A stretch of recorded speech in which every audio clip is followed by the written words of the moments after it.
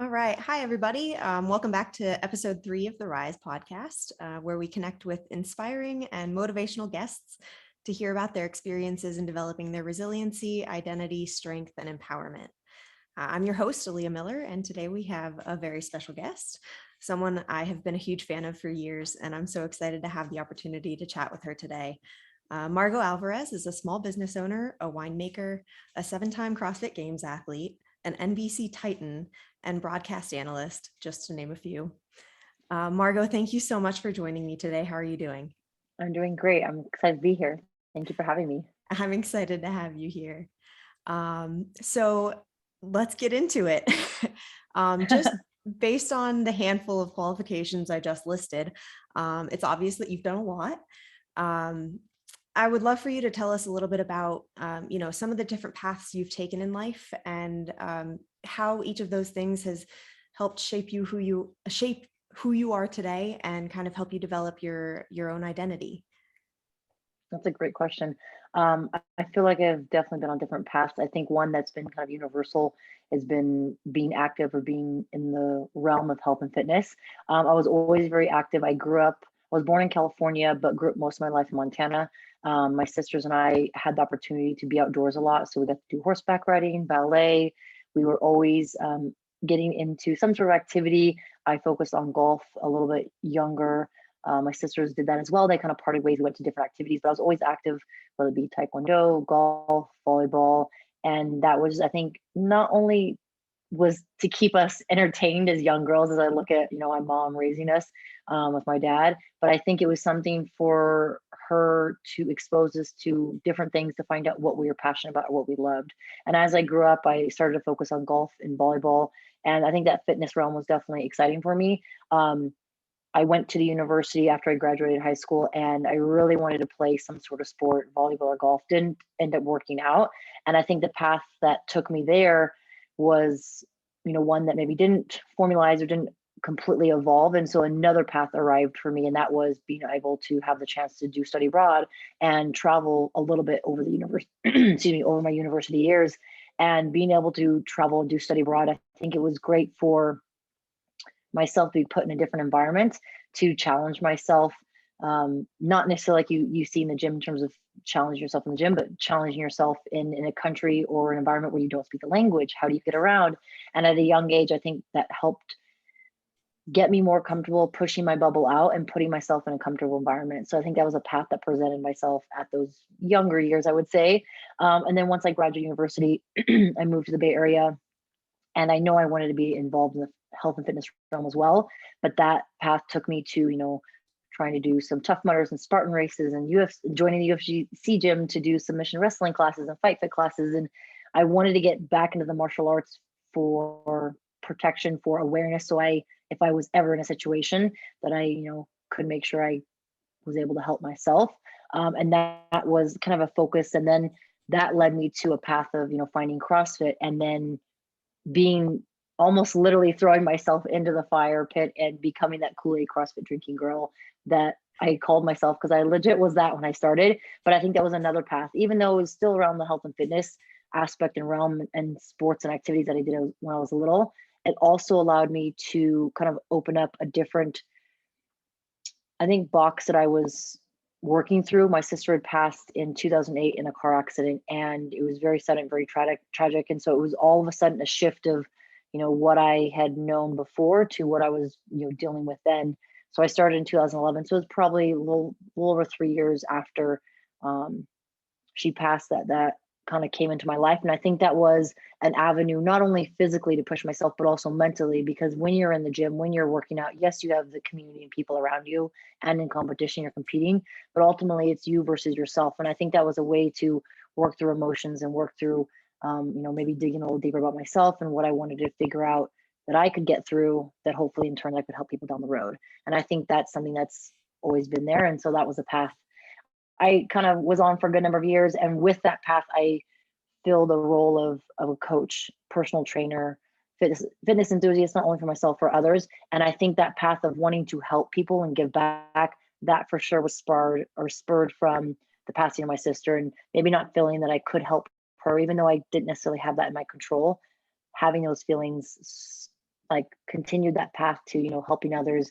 And that kind of ran in line with the health and fitness. Cause I think a lot of people can get through grief or get through challenges in life through fitness. It's an outlet. At least it was for me.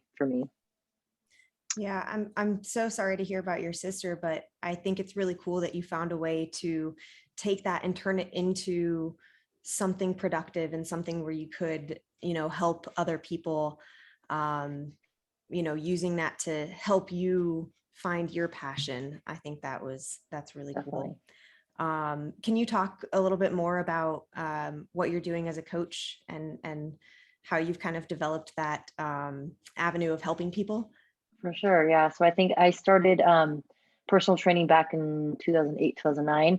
And I love just, I feel like I'm a very caring individual. I want to help others as much as I can.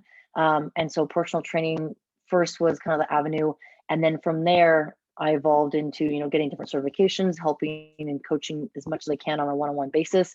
Then I started coaching after I found CrossFit. I wanted to coach in that realm because I was kind of drawn to it. So being able to coach in small group classes, pushing myself outside my barrier for sure in the beginning, but that helped me evolve and become a better coach. I feel like not only in group classes, but one-on-one. And then after a couple of years of doing that, I had the opportunity to be kind of apply for seminar staff back in 2013. And so I went through the internship process and I was able to be selected and was able to be on the staff for about 5.5, almost 6 years. And that opportunity was great because it allowed me to expand my coaching experience, work with different coaches, work with different trainers, work with different clientele, especially if language is a barrier. You start to work and rely on more visual coaching cues versus the verbal, which is good because if you constantly, resort towards verbal, then that for sure pushes you out. So I had that opportunity for a good number of years and that helped me develop it. And then I guess coach from time to time. I do a lot of yoga wine nights with my business. I love yoga. I feel like it offers a lot of things, not just the physical aspect, but I've done that. And then the past 2.5, 3 months, I've been able to kind of put that all together over the past 13, 14 years and launch my fitness app. So I want to be able to, with my fitness app, I want to be able to reach more people, to be able to help and give back because time is obviously something that's limited in our lives. So I wish I could do everything in person and it's hard because of that personal connection. But with the fitness app, I can gather all my knowledge and education and experience and put that to videos to hopefully help coach people and help them through their fitness journey. Because there's so many of us that are at different stages that it's the least I can do. At least I think I'm like, all right, whatever knowledge I have, let me share that, whether that's through my fitness app, YouTube, social media, whatever. That's really cool. Um, Thanks. so were you competing in CrossFit when you started coaching? Yeah, so I was actually coaching first. Well, I guess it would kind of be same time. I found CrossFit in 2011, and a month into it, I took my mobility certification with Kelly Starrett. Oh my And gosh. so like I said, I was gung ho all about it. And then about 2, 3 months later, I went and got my level one after I think it was like 4 or 5 months into CrossFit. So I was coaching a little bit once I got my level one, and I'd done personal training for about 2 or 3 years before that, and I loved it, and I wanted to continue to do it, but I also wanted to compete, and so I was doing that side by side for a good handful of years, coaching and competing. I qualified for regional 2012, and then the games in 2013. So I was still coaching at the time. I was trying to, move and adjust my schedule where I could have more time eventually to do more training. But the coaching is just something that I love to help others and I love to give back. And it's something that I just, I'm always going to have that, I think, in my heart. So any opportunity I have to do that, I will definitely try to like make it happen. I love that. So actually one thing I wanted to ask, and you kind of already answered it a little bit, but so I compete in CrossFit and my dream is to make it to the games one day. That's awesome. Um, I love it. but I feel like a lot of people, when they start competing at that high level, it gets really hard to maintain an identity outside of just being a competitive CrossFit athlete. It sounds like maybe coaching helped you a little bit with that. How how did you feel? Like, did you ever feel like you were losing yourself in competitive CrossFit? Or did you feel like you could kind of maintain your identity outside of that? And how did you do that? That's a great question. And I think it's something that people may, again, I can't speak for everybody else, but I think a lot of people may struggle with this, but it's not really talked about. I think It's tough because I know in the beginning where my emotions and excitement to be in the gym and CrossFit and compete and make it to the games, it was like all or nothing. And for me, I knew that, I might have to sacrifice, things on the weekend or going out or birthdays or going to parties. But in my mind, I was like, it's all worth it. Like if I'm gonna try to get where I want to get, I'm 100% putting all my chips in or putting everything on the table, putting all my eggs in the basket. And if I get to my goal and make it, awesome. If I don't, then at least I know I gave everything I got. And so I think that for me, I was so wrapped up in like wanting to improve and get better. And I was in the gym a lot for my training and coaching that I never really felt that it was lost. I think I constantly had this somewhat of a balance of being able to coach and see and be in the gym training. I still did things out of the gym, but it wasn't the the amount of things that I'm obviously doing now where my training's changed. I'm not in the gym as less. So I think there is a possibility. I think there was more a shift of, when I wasn't competing, after I competed for so long, then I started to shift to, all right, I'm not competing so much. Then it's more of a mental struggle of, I'm not in the gym so much. Like, is my strength going to go down? Is my capacity going to go down? Like, I'm going to lose my fitness. But I think it's more of a mental struggle more so than, that's what maybe defined me or contributed to who I was.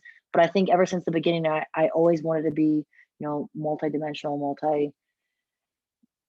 have like a multi-different viewpoint of what I am or who I am or how do I define myself versus just one thing. And I think that was something that I tried to really maybe be aware of in the beginning. So by the time I, started to close the door on CrossFit competing as an individual and then team and then focusing on my business more, it was more just a shift more so than like a cutoff, like a hard straight slam the door in my face. And I think that's something that I feel like it's more the mental aspect of like how we're working through our emotions or thoughts or feelings or expectations that you're putting on yourself or expectations from other people. And I was just on the CrossFit Game podcast this past weekend talking about the quarterfinals and wrapping that up. And I feel like, we discussed expectations. And I think it's important because we can put the hardest and highest expectations on ourselves, wanting to achieve XYZ. But if we are stressing ourselves about that, or if it's external, we're like, what do the media talk about? What do the articles talk about? What do people talk about? What does that gym talk about? It's like you have no control over that. So being able to let that go is important. But it's hard when we're constantly in an environment, especially these days where social media is or has more of a presence in our lives. Where, I mean, in 2011, I don't even think I had Instagram. I think I had just Facebook. But that obviously can go different route. But I think again, for sure, the identity and making sure that you're kind to yourself and understanding like if that's everything you want, awesome, be fine with that. If you see multiple aspects of yourself, that's great too. But knowing how to work with it and understand it, and there will be for sure emotions. I think it's just knowing how to handle them or how to discuss them and talk to them with people. Yeah. And I mean, speaking about expectations, I had my first guest, actually, we talked about a lot of times it feels like we put the expectations on ourselves. Most of the time, it's Yep. not really external expectations. It's something that we do to ourselves. But when you don't 100%. live up to your own expectations, it's almost worse than not living up to somebody else's expectations.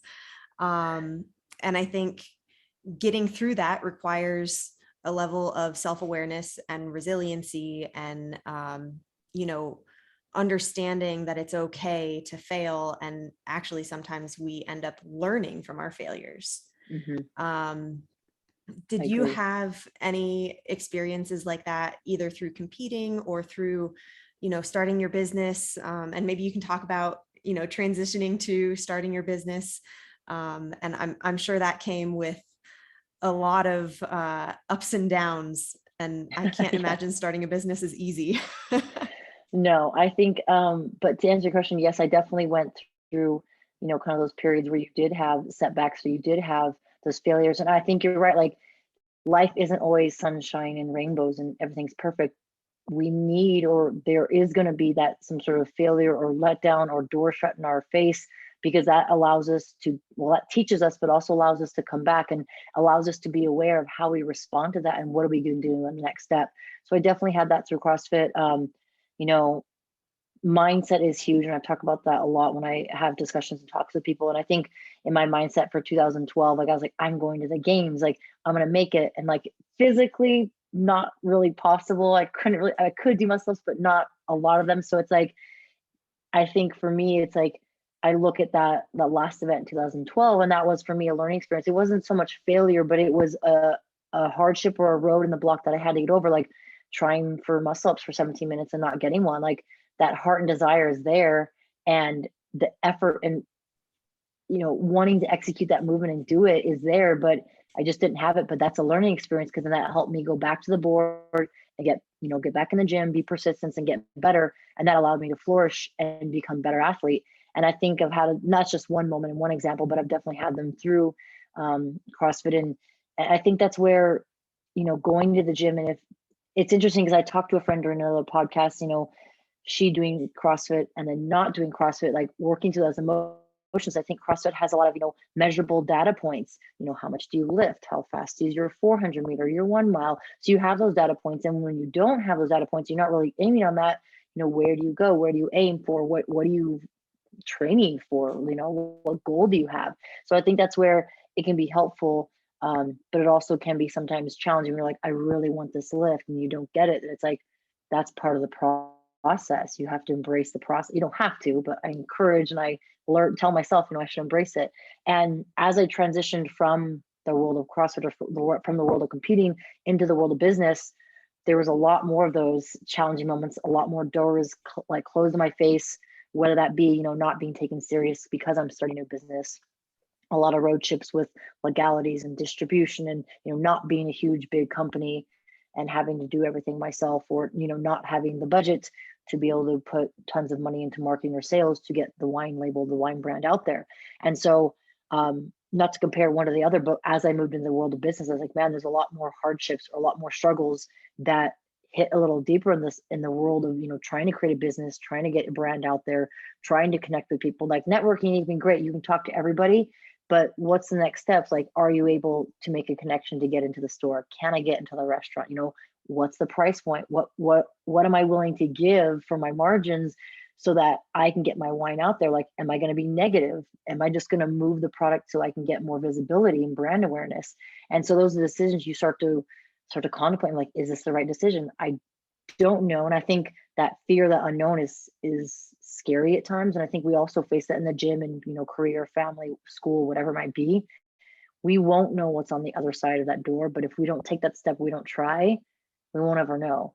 And I remember first having conversations with, whether it was banks or restaurants or wine shops or distributors, I would get all nervous. Like, I want to make sure I say the right thing. Like, I don't want to mess it up. But then it's like, as I did it more and more, I was like, man, like I can't make this so stressful that I don't do it. Like, it's like, whatever it is, what it is. I've done it more and more. I'm going to get more experience. And it's not that you become muted or numb to the no's or the shutdowns. You start to learn, like, this is part of it, but that's what helps me get up the next day and do it again or tweak it and do it a little differently. So I don't continue to just, have a door shut in my face. And I can see where people try to start a business or want to start a business. And it's like, no, no, no, it can get very demoralizing at times. So the resilience is huge, accountability is huge, awareness is huge, and communication is huge. Being able to communicate, whether that's to yourself, to your partner, to whoever out there. Yeah, that sounds like a lot. Did you ever have moments where you were like, wow, I don't think I want to do this anymore. Like, this is not working, and like, did you ever experience that doubt to where it almost stopped you from actually chasing this goal? There's definitely moments where I had those doubts where I was like, do I want to do this anymore? You know, is the juice worth the squeeze?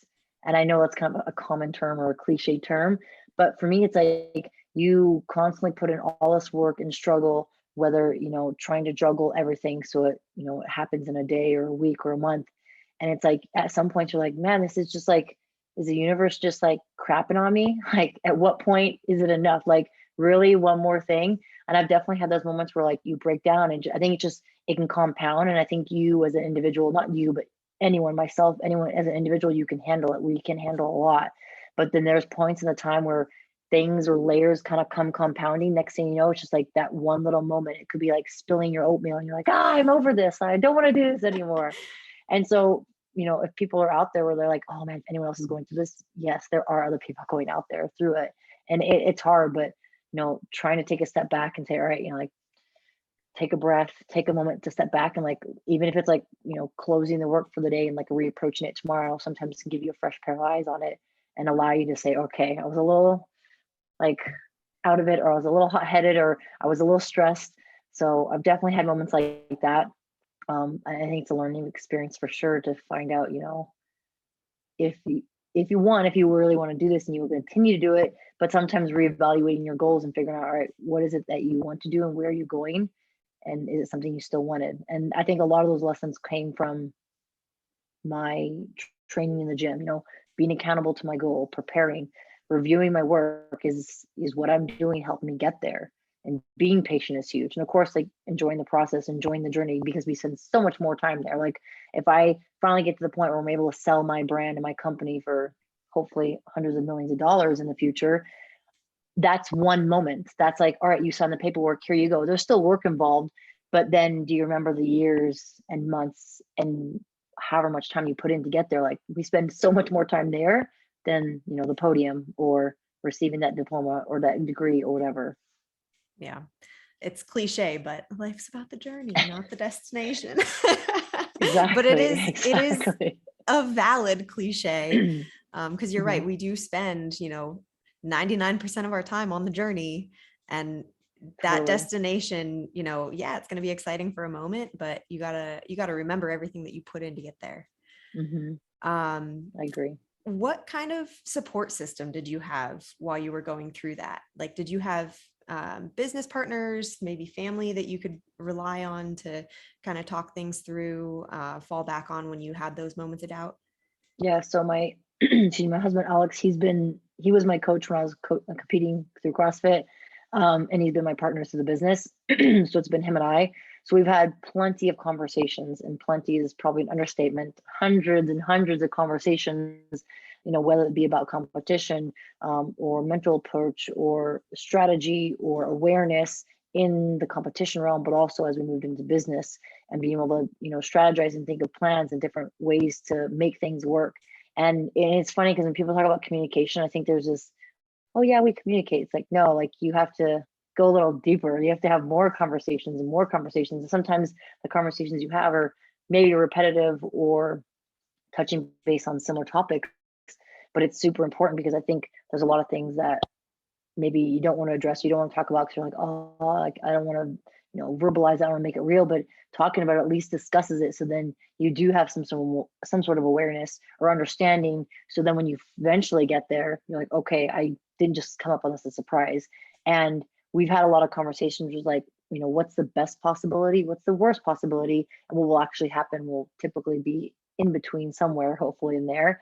But it's like at least preparing and having a conversation or being aware of what could possibly come down the road, so you're not taken by surprise. Plus, it helps you plan and have a little more of a plan of action to get there or get through that.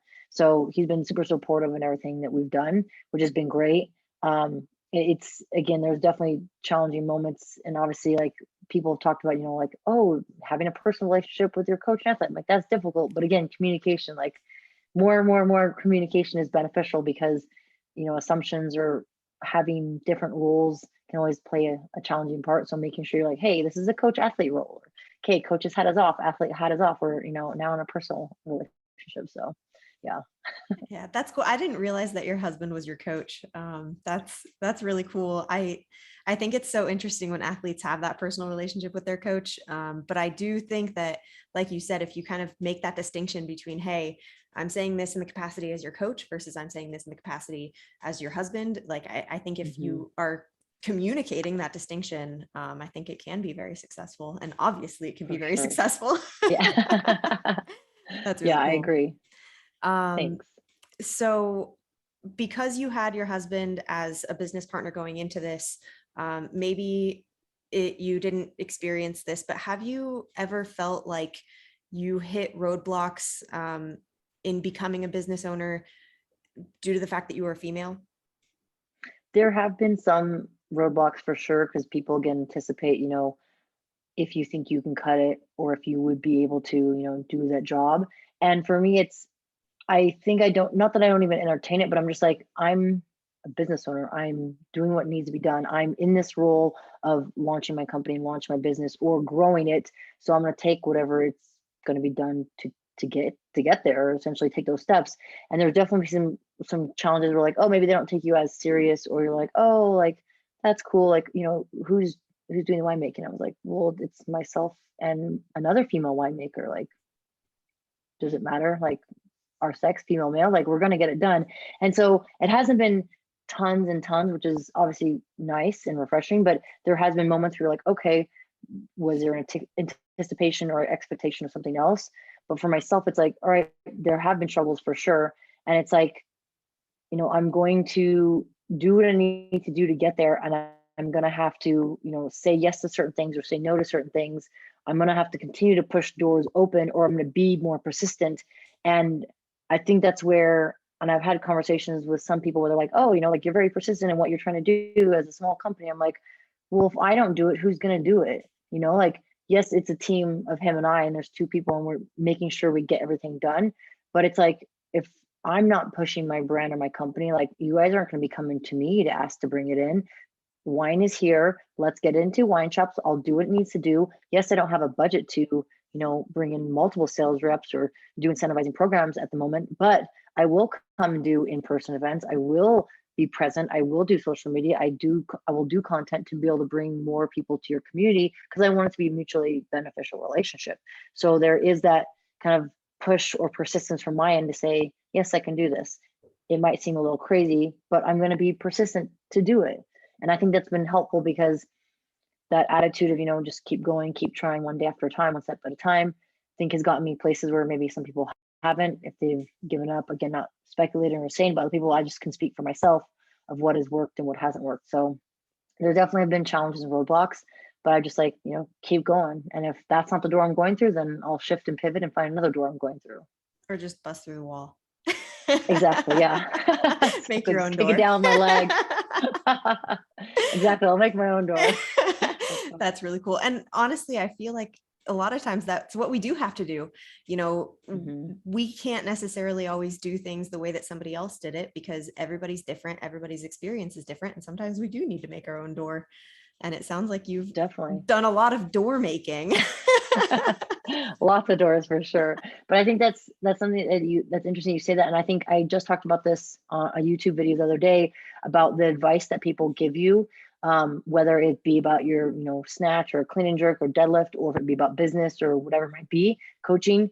It's like there's so many other philosophies and different approaches out there. Like that may have worked for them, but you have to be selective on what advice you're going to take for yourself. Like you don't know the backstory. Like if I'm giving someone nutritional advice, I'm saying, hey, like whole milk is great because it has a great ratio of protein, fat, and carbs for post-workout. And they're like, yeah, but I'm lactose intolerant and I crap my pants when I drink milk. I'm like, all right, cool. Like probably shouldn't drink milk then. So it's like everyone's different. The advice you hear, the advice you absorb, take it for a grain of salt, find if there's anything that's applicable to you, but also know like you don't know the backstory. Like maybe maybe they were doing, if they were lifting for 10 plus years before you, maybe they had a business mentor that guided them what they should and shouldn't do. And you can't judge yourself for that, but you need to be able to say, hey, like what is the advice that I'm hearing, filter it to find what's maybe helpful for yourself, but also know that you will know your body, your business, your training best because you're physically there versus someone that's just popping in for a minute or saying something on social media. Yeah, I like that a lot. You got to filter the advice and find the good stuff. Yep, 100%. Well, shifting gears a little bit, I am very curious to hear about your experience on the NBC Titan Games. Can you talk a little bit about that?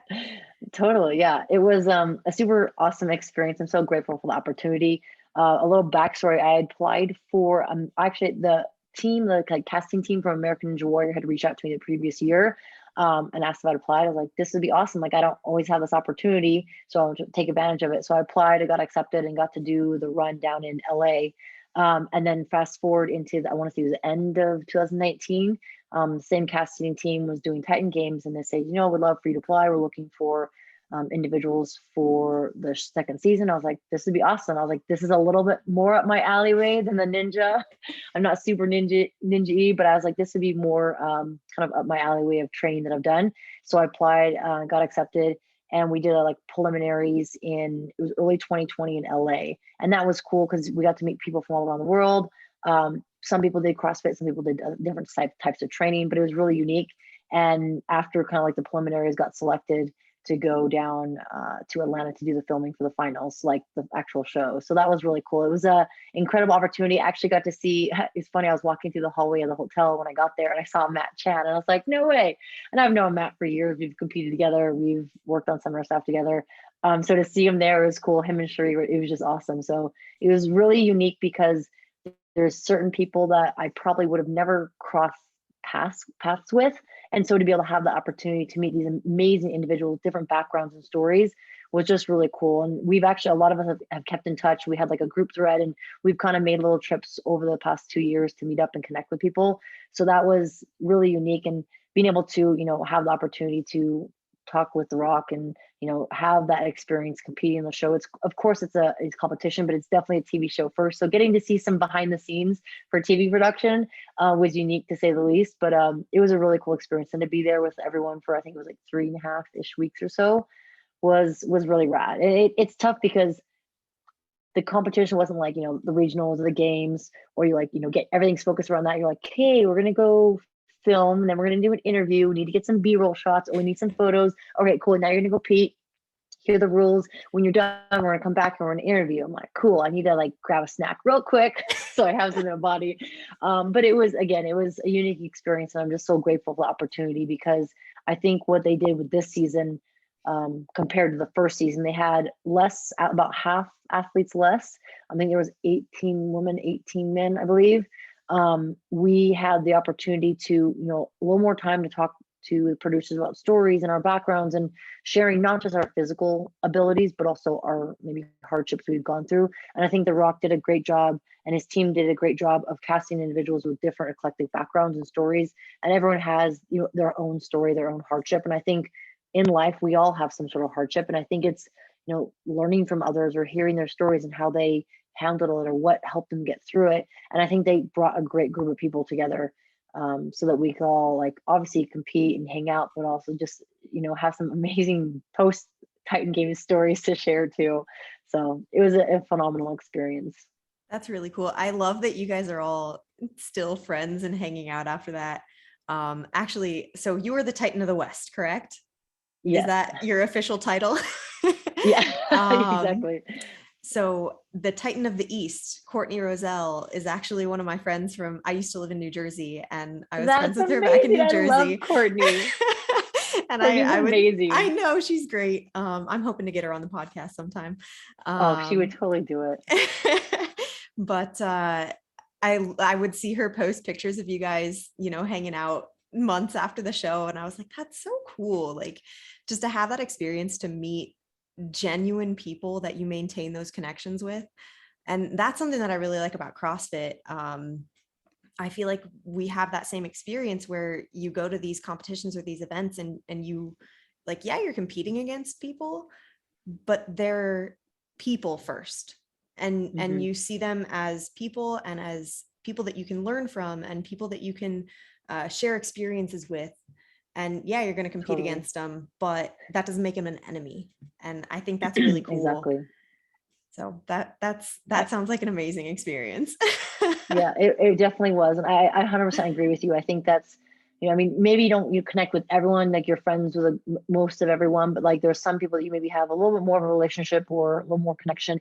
And I think that's what it is. It does make it special in the CrossFit community. And I think same thing with, the Titan Games, being able to meet all these individuals. And, I've had the opportunity to spend a little more time with certain individuals, got to spend a little more time with Courtney, and Dr. Jamie Seaman, who she's based out of Nebraska, but I've got to spend a little more time with them. And it's just, there's these amazing people all around the world. And, I would have never known if our paths crossed or we would have seen each other. So to be able to have that opportunity to come together, it was really cool. And I had that chance to talk to The Rock after the show, like in terms of like production. And we talked a little bit about, like going through experiences, because his father had just passed away right before we filmed the show. And I know that was very difficult and hard and challenging for him.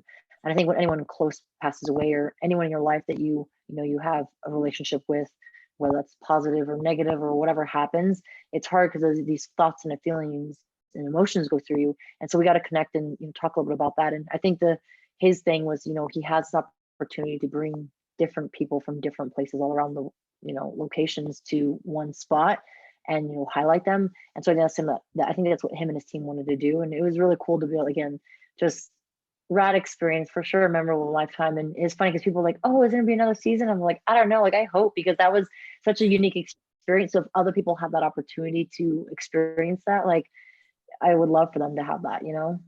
That's really cool. And it's an exciting thing to see. That's just something amazing that can happen when you maybe take a step outside of your comfort zone.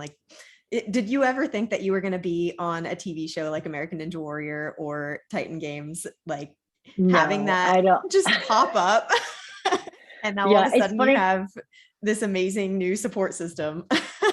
Yeah, I don't think I remember watching, this is way back in the day with MTV, Road Rules and Real World. So when they do those fun competitions against each other, I would always think man, that'd be so cool. And I think I think I'd always want to do Road Rules because it seems to be doing more active stuff versus the Real World show. But I just remember when they'd have one versus the other. I was like, that'd be so cool to just do the competition. But I think that was for me was more I love active stuff and I love pushing myself out. I love challenging myself and trying new stuff. And just, putting that bubble out there. And just like we talk about CrossFit, the more, more you push your bubble out, the more exposure and experience you're going to get. And you make your realm of what you now can do a little bit bigger. And so for me, it's just we have this one life, this one opportunity. We're not guaranteed tomorrow, next month, next day. So I want to make the most of what I have and take the opportunities that I have because it's, it's never guaranteed. Absolutely. I love that. Well, before we wrap up, one thing I like to ask people, if you could go back and give your younger self advice, what would you say? That's a great question. Another good one. I think one of the pieces I would advise would be, to be kinder to myself and don't worry about placing expectations on yourself because it's only myself that I'm placing on. No one else has those expectations. And I think it's hard as a young individual, young kid growing up that, you place certain expectations or you think certain thoughts. And so I think that'd be what I would tell myself, to, be kind to myself, be patient, and whatever expectations I think I have, push them to the wayside and just, continue to work hard, but don't force certain things. I think that's something I've learned over the years, and I would share with anyone out there that their life's a process, and be in the moment. So great question. I like that a lot. Well, as I told you, we like to end with your best dad joke, which apparently is maybe not so much a joke as a phrase, but I'm excited to hear it. Yeah. So it's funny because I'll use this a lot with just friends, and people kind of look at me and pause and they're like, what, Margaux? So it's not so much, like I said, a joke, more a phrase, but it's if we're in situations where we're leaving or about to part, and I'll usually tell people, I was all right, make a tree and branch. And people kind of be like, what? Because I think it's a tweak off of the original phrase of, make a tree and leave, a leaf. So I always try to find funny, I guess, phrases like that and tweak them just a little bit. I think I'm corny at heart and I'm totally fine with that. I love it. But that's probably the best I have. Totally not a joke, but more of a fun phrase. Yeah. All right. Well, with that, I think we will make a tree and branch. Thank you for coming on today, Margaux. Thank you so much for having me.